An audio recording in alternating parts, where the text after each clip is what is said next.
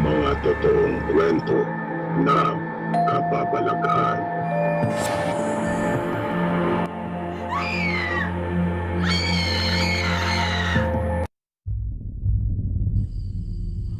Kumusta po kayo mga ginigiliw kong tagapakinig?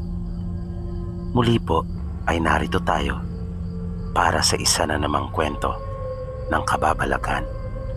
At tulad po ng dati ay hangad ko pong lagi na sana'y abutan po kayo ng pagtatanghal na ito na nasa mabuti pong kalagayan, ligtas sa anumang uri ng kapamakan at karamdaman.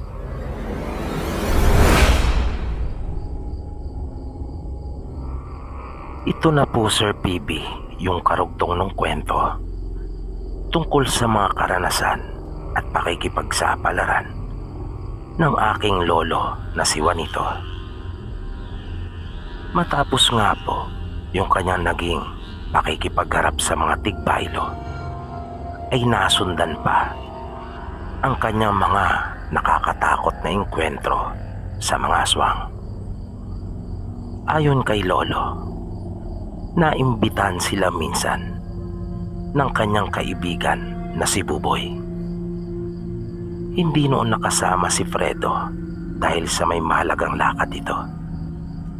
Sabi ng lolo ko, pagdating nila doon sa lugar ay hindi mo mapapansin ang madilim na lihim na itinatago ng karamihan ng mga tao doon.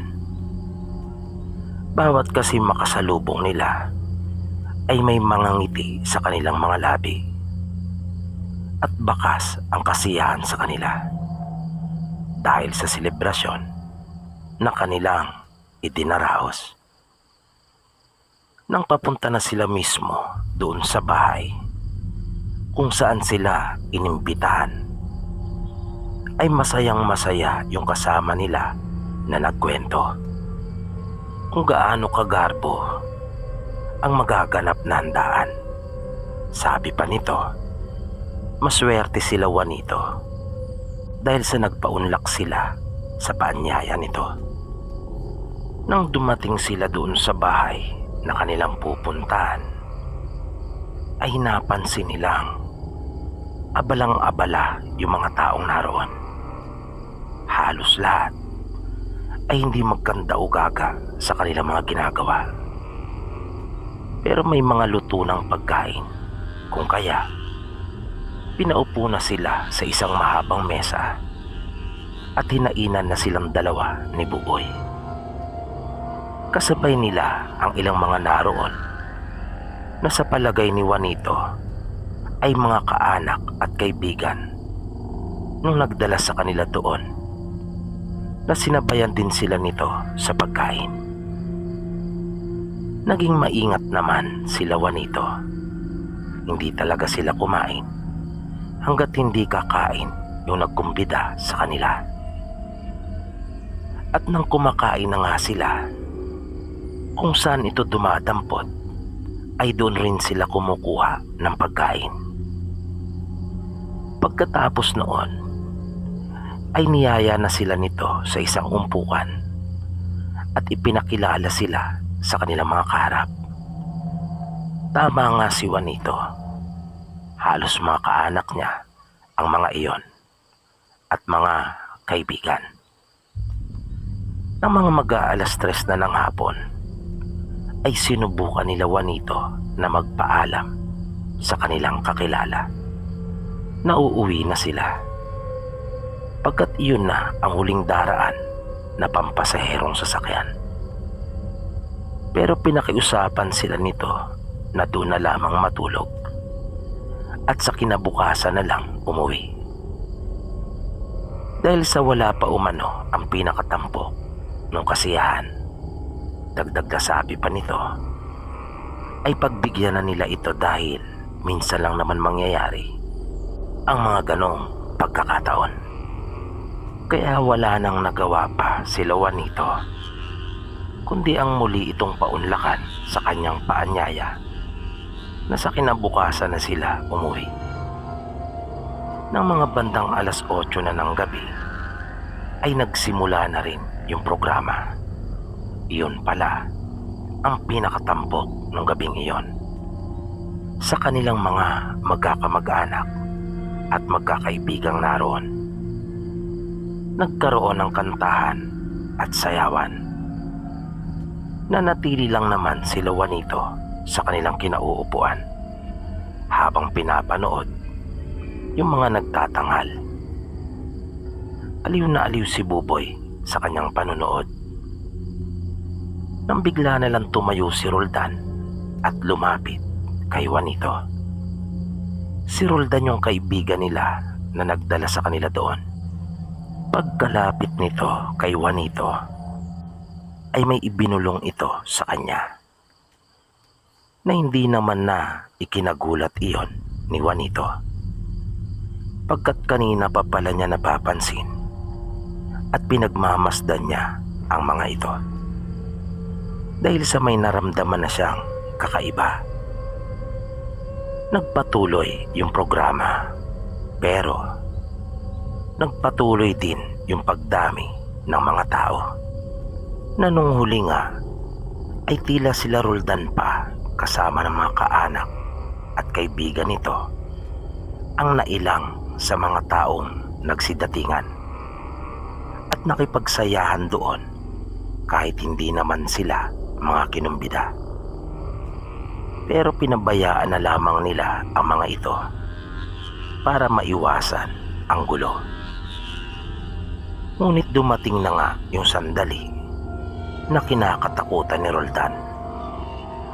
Nang marinig nila ang malakas na pagsigaw ng isang kaanak nilang dalagita, mabilis silang kumilos at naabutan nilang tinatangay na ito ng mga lalaki. Kitang-kita nila kung paano kaladgarin ito ng mga taong iyon. Nahaharangin pa sana sila ng ibang mga kasama nito, ngunit agad na binigwasan ni Juanito ang isa sa kanila, na agad namang tumimbuang dahil sa lakas noon, na ang isa naman ay sipa ang natanggap mula sa kanya at agad ding tumilapon. Nang makita sila ng mga ito, ay agad namang binitawan ang dalagita at dumistansya. Narinig nilang nagsalita si Roldan at sinabing kahit kailan ay hindi talaga sila mapagkakatiwalaan. Buti na lang talaga at nagawa pang makasigaw ng babae. Kung hindi, ay natangay na sana ito nang hindi nila namamalayan. Kita nila ang matinding galit sa mukha ng mga lalaki, lalo na yung paraan ng pagkakatitig ng mga ito kay Juanito dahil sa ginawa niyang pananakit sa dalawa nilang kasamahan. Nakakatakot ang kanilang mga itsura na ang babangis kahit pa nga wala pang naging pagbabago sa kanila, maliban sa pangingitim ng palibot ng kanilang mga mata at pamumula ng mga iyon. Di nagtagal ay nakita nilang nagbalik ang iba pang mga kasama nito na may mga dala na silang itak. Hinala ni Juanito ay kanila lamang iyong itinago sa damuhan sa di kalayuan. Kaya nagsikilos na rin ang mga taong naroon at kumuha din ng kanilang mga armas. Pero alam ni Juanito na dihado sila sa laban na iyon. Una ay may mga babaeng naroon at may mga bata din. Ikalawa, kulang din ang kanilang mga armas, na yung iba nga ay napilitan na lamang na humawak ng kahit na kahoy bilang pamalo. Binulungan ni Juanito si Roldan. Sinabi niya dito na kanilang papasukin sa loob ng bahay ang mga bata at kababaihan, na agad naman itong sumunod. Sinabi ni Juanito sa mga lalaki na bakit hindi nalang daanin sa duelo yung pinaka-leader nila laban sa kanya. Nagkatinginan ang mga ito at nangiti kay Juanito at sinabing hindi iyon ang pakay nila. Hindi kumagat ang mga ito sa binabalak ni Juanito para maisalba ang ibang mga naroon na maaaring madamay, na naging malinaw na sa kanya na iyon talaga ang nais ng mga ito. At nakita nilang dahan-dahan ng kumilos ang mga ito na nagsipangalat. Naramdaman ni Juanito ang mahigpit na pagkakakapit sa kanyang kamay ni Buboy, na agad niya iyong tinabig dahil sa kinilabutan siya. Sinabi niya ditong huwag matakot at wala siyang dapat na ipag-alala. Sa puntong iyon ay tila hindi na talaga maiiwasan pa yung pagsasagupaan ng dalawang panig.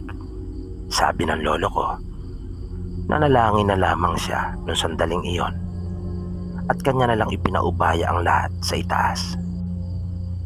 Maging yung kanyang anting ay kanina pa niya nararamdamang nagiinit. Wala siyang hawak na anuman nung mga oras na iyon. Kahit karayom ay wala. Nang bigla nang itaas ng isa sa mga ito yung hawak na itak bilang hudyat ng kanilang sabayang paglusob, napaatras si Buboy sa likuran ni Juanito at naghintay na kanya na lamang uupakan umano ang sino mang makita niyang lalapit sa kanila, na nasabi pa ni Buboy sa kanyang sarili na bahala na. Pero napansin ni Juanito na tila may mga abilidad din palang taglay sila Roldan, pagkat hindi sila basta-basta tinatablan ng matatalim na bagay ng kanilang kalaban. May kabal ang mga ito, hanggang sa may sumugod na sa kanilang magkaibigan na kanyang inapuhap kaagad yung kamay ng lalaki at iniwasan ang taga. Kanyang ipinasok ang katawan at sinadyang idikit sa katawan ng sumugod upang matagumpay na maiwasan yung pagtagang ginawa nito, na sa isang iglap ay bumagsak itong namimilipit sa sakit, bunga ng pagkakapilipit ni Juanito sa kamay nito, na naging dahilan para mabilis nitong mabitawan ang kanyang itak. Dinampot naman iyon ni Juanito at iyon ang ginamit doon sa lalaki. Pero hindi siya nagpadalos-dalos, pagkat nalalaman niyang may mga agimat din ang mga aswang. Kaya kanyang itinaga muna iyon sa lupa bago sa lalaki. Naiiwas pa sana ito at biglang tumayo, pero nahagip pa rin ni Juanito ang alak-alakan nito, na naging dahilan para mabuwal ito at bumagsak sa lupa. Nagkalat agad ang dugo at pumainan lang ang malakas na pagdaing ng lalaki, bunga ng pagkakaputol ng litid nito. Halos sumiwala yung binti ng lalaki sa kanyang hita, na ang tanging nagkakabit na lamang sa dalawang parte na iyon ng kanyang katawan ay balat na lamang. Napalingon ang kanilang mga kaaway sa pinanggalingan nung malakas na pagsigaw na iyon ng kanilang kasama, at natigilan sila. Maging si Roldan ay panandali ang natulala at hindi makapaniwala, pagkat iyon pala yung tumatayong leader ng kabilang pangkat. Papasundan pa sana iyon ni Juanito at titiyakin na sana niya yung kamatayan ng lalaki, na ang sunod niyang punteriya ay ang leeg na nito. Ngunit itinaas ng lalaki ang kanyang mga kamay at nagmakaawa Maging yung mga kasama nito ay halos magkakasabay na napasigaw at pinigilan siya. Tuloy-tuloy na nagsalita yung lalaki na panay ang paghingi nito ng tawad at pangako na hinding-hindi na nila gagambalain pa sila Roldan. Dumistansya naman si Juanito at tila sinasabi sa mga kasama nito na kanila nang kunin ang kanilang pinuno. Umalis ang mga ito na tahimik. Nalaman nila Buboy noong huli na dati na palang may alitan ang pamilya nila Roldan at yung angkan ng mga aswang. Na ayon pa kay Roldan ay nakalalamang talaga ang mga ito kaysa sa kanila pagdating sa bilang. Pero sabi niya ay mahabang panahon ng tahimik ang kanilang lugar, kaya ang buong akala ng araw niya ay tuluyan ng ibinaon ng mga ito sa limot yung dati nilang alitan. Nawala talaga sa isipan niya na may gagawin pala ang mga ito. Nasabi pa nito ay hindi pala sila Juanito at Buboy ang swerte sa pagdalo sa kanilang kasiyahan, kundi sila ang mapalad na nagpunta sila Juanito at pinaunlakan siya sa kanyang paanyaya pagkat napakalaking tulong umano ang kanyang ginawa. Kinabukasan noon, maagang nagpaalam sila Juanito kay Roldan at sa mga kaanak nito. Pinaalalahanan sila ni Roldan na mag-ingat lalo pagkat lugar talaga ng mga aswang yung kanilang dinaanan papunta roon sa kanila. Tumango naman si Juanito at sinabi sa kanyang huwag mag-alala. Nang malayo na sila Juanito mula sa bahay at papalabas na, ay agad niyang napansin ang mga taong nasa gilid ng daan na nasa tapat ng kani-kanilang mga bahay. Matatalim ang kanilang ginawang pagtitig sa kanila at pailalim. Hindi man lang kumikilos ang mga ito sa kanilang pagkakatayo.